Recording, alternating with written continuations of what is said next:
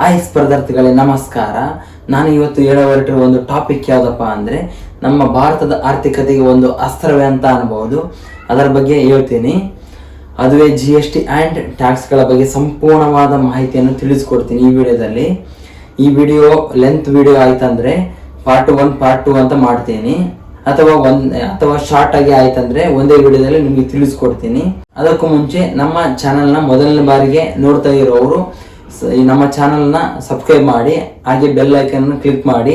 ನಾವು ಮುಂದೆ ಮಾಡುವಂಥ ವಿಡಿಯೋಗಳ ಬಗ್ಗೆ ನಿಮಗೆ ನೋಟಿಫಿಕೇಶನ್ ಬರುತ್ತೆ. ಓಕೆ, ವಿಡಿಯೋನ ಮೊದಲಿಗೆ ಸ್ಟಾರ್ಟ್ ಮಾಡೋಣ. ಇದು ಮೊದಲನೇ ಬಾರಿಗೆ ಹೇಳ್ಬೇಕಂದ್ರೆ ಈ ಟ್ಯಾಕ್ಸ್ ಅಂದ್ರೆ ಏನು, ಈ GST ಅಂದ್ರೆ ಏನು, ಟ್ಯಾಕ್ಸಲ್ಲಿ ಎಷ್ಟು ಟೈಪ್ ಇದಾವೆ, GST ಅಲ್ಲಿ ಎಷ್ಟು ಟೈಪ್ ಇದಾವೆ, ಅವು ಯಾವ ತರ ವರ್ಕ್ ಆಗುತ್ತೆ, CGST ಅಂದ್ರೇನು, SGST ಅಂದ್ರೇನು, ಈ ಕಡೆ ಇನ್ಕಮ್ ಟ್ಯಾಕ್ಸ್ ಅಂದ್ರೇನು, ಎಷ್ಟು ಲಕ್ಷ ಒಳಗೆ ನಾವು ಅರ್ನಿಂಗ್ ಮಾಡಿದ್ರೆ ಟ್ಯಾಕ್ಸ್ ಕಟ್ಟಬೇಕಾಗಿಲ್ಲ, ಎಷ್ಟು ಲಕ್ಷದ ಮೇಲ್ಗಡೆ ಇತ್ತಂದ್ರೆ ನಾವು ಟ್ಯಾಕ್ಸ್ ಕಟ್ಟಬೇಕು, ಇನ್ಕಮ್ ಟ್ಯಾಕ್ಸ್ ರಿಟರ್ನ್, ಇದ್ರ ಬಗ್ಗೆ ಎಲ್ಲ ಕಂಪ್ಲೀಟ್ ಆಗಿ ನನಗೆ ಗೊತ್ತಿದ್ದಷ್ಟು ಮಟ್ಟಿಗೆ ನಾನು ನಿಮಗೆ ತಿಳಿಸ್ತೀನಿ. ಓಕೆ, ಇದರ ಬಗ್ಗೆ ಸಂಪೂರ್ಣವಾಗಿ ಮಾಹಿತಿ ತಿಳ್ಕೊಬೇಕಂದ್ರೆ ಮೊದಲು ಈ ಟ್ಯಾಕ್ಸ್ ಯಾವ ದೇಶದಲ್ಲಿ ನಿಂತು, ಹಾಗೆ ನಮ್ಮ ದೇಶಕ್ಕೆ ಯಾವ ತರ ಬಂತು, ಯಾವ್ಯಾವ ಸಮಿತಿಗಳು ಬಂದು ಅನ್ನೋದನ್ನು ಫಸ್ಟ್ ಕಂಪ್ಲೀಟ್ ಆಗಿ ನೀವು ತಿಳ್ಕೊಬೇಕಾಗುತ್ತೆ. ಅದರ ಬಗ್ಗೆ ಶಾರ್ಟ್ ಆಗಿ ಒಂದು ಮಾಹಿತಿ ತಿಳಿಸ್ಕೊಡ್ತೀನಿ, ನೋಡೋಣ. ಆಮೇಲೆ GST ಅಂಡ್ ಟ್ಯಾಕ್ಸ್ ಗಳ ಬಗ್ಗೆ ಸಂಪೂರ್ಣವಾದ ಮಾಹಿತಿ ತಿಳಿಸ್ಕೊಡ್ತೀನಿ. ಓಕೆ, ಸ್ಟಾರ್ಟ್ ಮಾಡೋಣ. ಡನ್, ಶುರು. ಒಟ್ಟು ನಮ್ಮ ವಿಶ್ವದಲ್ಲಿ ಒಟ್ಟು 193 ದೇಶಗಳಿವೆ. 193 ಕಂಟ್ರಿ. ಈ 193 ಕಂಟ್ರೀಸ್ ಒಳಗಡೆ GST ಅನ್ನು ರೂಢಿಸಿಕೊಂಡ ಅಂದ್ರೆ GST ಅನ್ನು ಜಾರಿಗೆ ತಂದ ಮೊಟ್ಟ ಮೊದಲನೇ ದೇಶ ಯಾವುದಪ್ಪ ಅಂದ್ರೆ ಅದು ಫ್ರಾನ್ಸ್. ಫ್ರಾನ್ಸ್ ದೇಶದ ರಾಜಧಾನಿ ಪ್ಯಾರಿಸ್. ಫ್ರಾನ್ಸ್ ದೇಶ ಮೊದಲ ಬಾರಿಗೆ GST ಜಾರಿಗೆ ತರುತ್ತೆ. ಫ್ರಾನ್ಸ್ 1954ರಲ್ಲಿ ಜಾರಿಗೆ ತರುತ್ತೆ. ಅದು ಇನ್ನೊಂದು, ನಮ್ಮ ಭಾರತ ದೇಶದಲ್ಲಿ ಮೊಟ್ಟ ಮೊದಲ ಬಾರಿಗೆ GST ಅನ್ನು ಜಾರಿಗೆ ತಂದ ರಾಜ್ಯ ಯಾವ್ದಪ್ಪ ಅಂದ್ರೆ ಅಸ್ಸಾಂ. GST ಜಾರಿಗೆ ತಂದ ಅಸ್ಸಾಂ.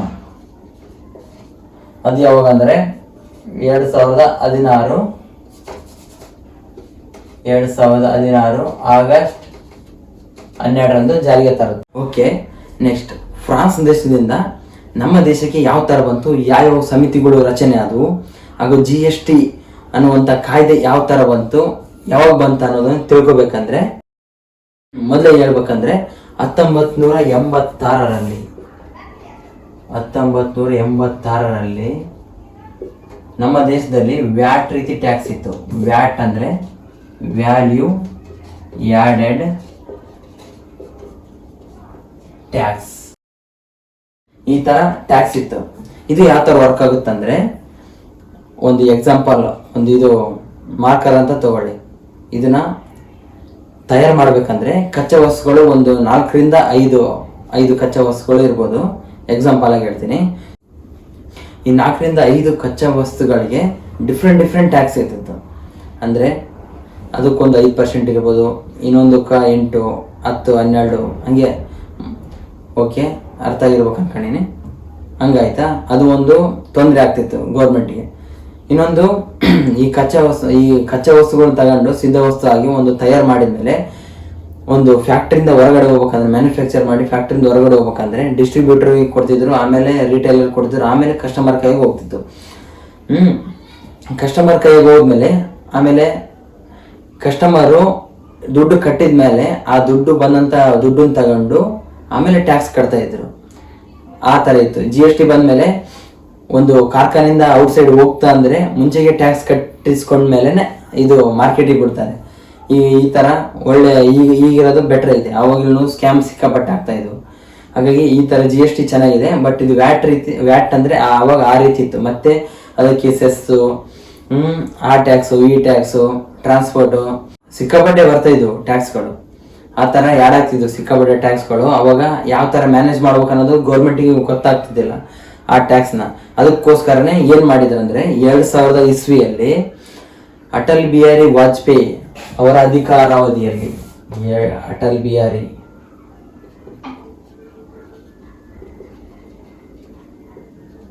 ವಾಜಪೇಯಿ ಅಧಿಕಾರಾವಧಿಯಲ್ಲಿ 2000 ಇಸ್ವಿಯಲ್ಲಿ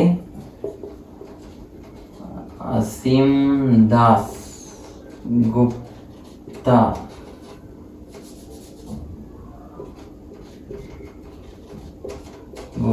ಸಮಿತಿ ರಚನೆ ಮಾಡ್ತಾರೆ. ಯಾವ ಕಾರಣಕ್ಕೆ ಅಂದರೆ ಇದೆ GST, ಅದೇ GST ಅಥವಾ ಟ್ಯಾಕ್ಸ್ GST ಬಗ್ಗೆ ರಚನೆ ಮತ್ತು ಅಧ್ಯಯನ ಮಾಡೋಕ್ಕೋಸ್ಕರ. ಓಕೆ, ಇದಕ್ಕೋಸ್ಕರ ಅಸೀಂ ದಾಸ್ ಗುಪ್ತಾ ಸಮಿತಿಯನ್ನು ರಚನೆ ಮಾಡ್ತಾರೆ. ಇದು ರಚನೆ ಮಾಡಿದ ಉದ್ದೇಶಕ್ಕೋಸ್ಕರ ಇವರು ಅಸೀಂ ದಾಸ್ ಗುಪ್ತಾರವರನ್ನು ಭಾರತದ GST ಪಿತಾಮಹ ಎಂದು ಕರೀತಾರೆ ಇವರನ್ನು. ಓಕೆ, ನೆಕ್ಸ್ಟ್ ಇದು ರಚನೆ ಅಧ್ಯಯನ ಮಾಡ್ತಾರಲ್ಲ, ಇದನ್ನ ಸುಧಾರಣೆ ಮಾಡೋಕ್ಕೋಸ್ಕರನೇ ಯಾವುದು ಈ ಅಸೀಂ ದಾಸ್ ಗುಪ್ತಾ ಸಮಿತಿ ಏನು ಇದು ಮಾಡಿತ್ತು ನೋಡ್ರಿ, GST ಬಗ್ಗೆ ವಿವರಣೆ ನೀಡಿತ್ತು, ಸಮಿತಿಯನ್ನು ರಚನೆ ಮಾಡಿ ಅಧ್ಯಯನ ಮಾಡಿತ್ತು, ಅದ್ರ ಬಗ್ಗೆ ಸುಧಾರಣೆ ಮಾಡ್ಬೇಕನ್ನೋಕ್ಕೋಸ್ಕರನೇ. ಅದಾದ್ಮೇಲೆ ವಿಜಯ್ ಕೇಳ್ಕರ್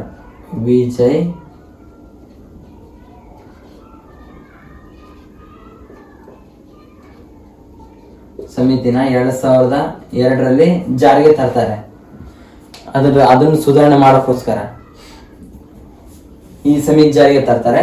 ಓಕೆ, ಇದು ಆದ್ಮೇಲೆ ನೆಕ್ಸ್ಟ್ ಸಂವಿಧಾನದಲ್ಲಿ ಎಷ್ಟನೇ ವಿಧಿ, ಎಷ್ಟನೇ ತಿದ್ದುಪಡಿ, ಎಷ್ಟನೇ ಮಸೂದೆಯಲ್ಲಿ ಇದನ್ನ ಅಡಕವಾಗಿ ಮಾಡ್ತಾರೆ ಅಂದ್ರೆ ಸಂವಿಧಾನದ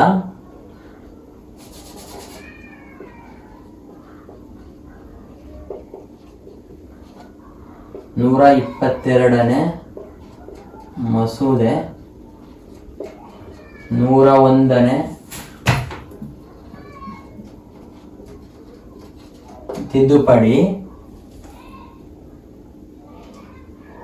279(a) ವಿಧಿಯಲ್ಲಿ ಸೇರಿಸಲಾಗುತ್ತೆ ಈ GSTಯನ್ನು. ಓಕೆ, ಇದ್ರ ಬಗ್ಗೆ ಅಲ್ಲಿ ಸಂಪೂರ್ಣವಾದ ಮಾಹಿತಿ ತಿಳಿಸ್ತಾರೆ. ಇದು ಯಾವಾಗ ಜಾರಿಗೆ ಬರುತ್ತಪ್ಪ ಅಂದ್ರೆ 2015ರಲ್ಲಿ ಲೋಕಸಭೆಯಲ್ಲಿ ಮಂಡನೆ ಮಾಡ್ತಾರೆ, ಮೊದಲ ಬಾರಿಗೆ ಮಂಡನೆ ಮಾಡ್ತಾರೆ.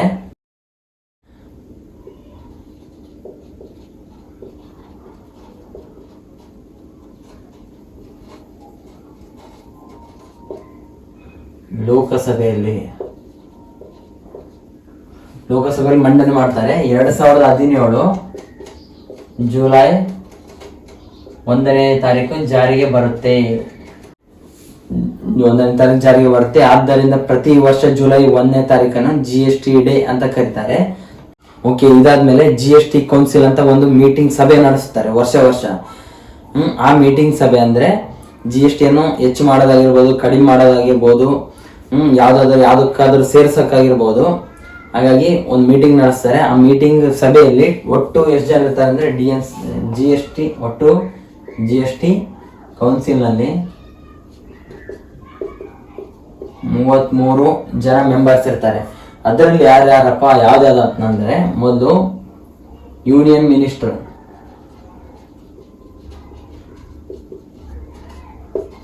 ಮಿನಿಸ್ಟರ್ಸ್ ಇರ್ತಾರೆ, ಅದು ಯಾರೋ ಇಬ್ಬರು ಇರ್ತಾರೆ total. Next state financial minister,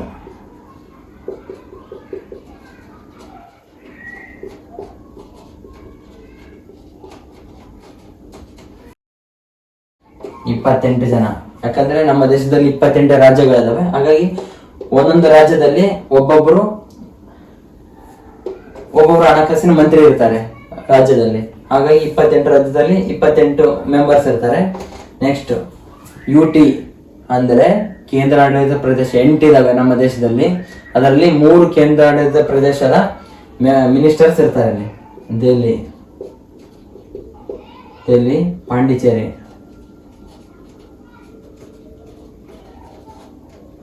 and Jammu and Kashmir. ಇದರಲ್ಲಿ 3 ಜನ, ಒಟ್ಟು 33 ಮೆಂಬರ್ಸ್ ಇರ್ತಾರೆ GST ಕೌನ್ಸಿಲ್ನ ಮೆಂಬರ್ಸ್. ಇದರ ಅಧ್ಯಕ್ಷತೆ ಯಾರು ವಹಿಸ್ಕೊಂತಾರೆ ಅಂದ್ರೆ ಫೈನಾನ್ಸ್ ಮಿನಿಸ್ಟರ್.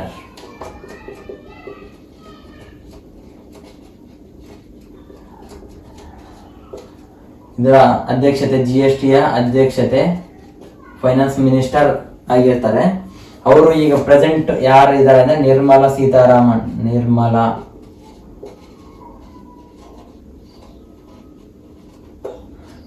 ಸೀತಾರಾಮನ್ ರವರಾಗಿರ್ತಾರೆ.